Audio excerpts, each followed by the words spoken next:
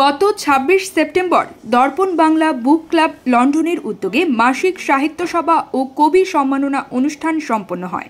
East লন্ডনের প্রিন্সলেট স্ট্রিটস্থ দর্পণ media সেন্টারে আয়োজিত এই অনুষ্ঠানে সভাপতিত্ব করেন সংগঠনের সভাপতি সাংবাদিক রহমত আলী। এতে এ মাসের সেরা কবি হিসাবে বিশিষ্ট কবি ও লেখক মাজেদ মাহমুদ ওরফে মাজেদ বিশ্বাসকে সম্মাননা জানানো হয়। সাথে সাথে আগামী ৩ মাসের মধ্যে যুক্তরাজ্যে একটি সাহিত্য সম্মেলন অনুষ্ঠানের আয়োজন করার সিদ্ধান্ত গ্রহণ করা হয়। এতে সাহিত্যের বিভিন্ন ক্ষেত্রে যারা অবদান রাখছেন সে সমস্ত কবি সাহিত্যিকদের সম্মানিত করা হবে।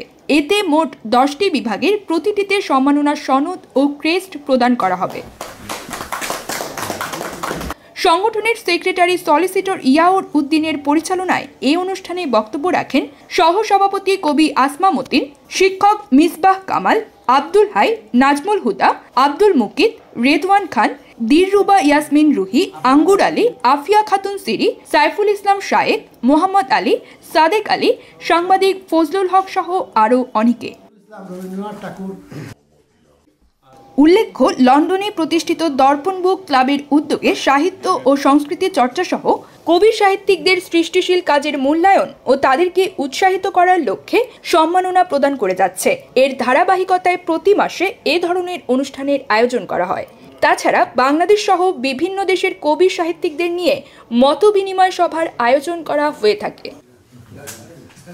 News desk, UKBD Times.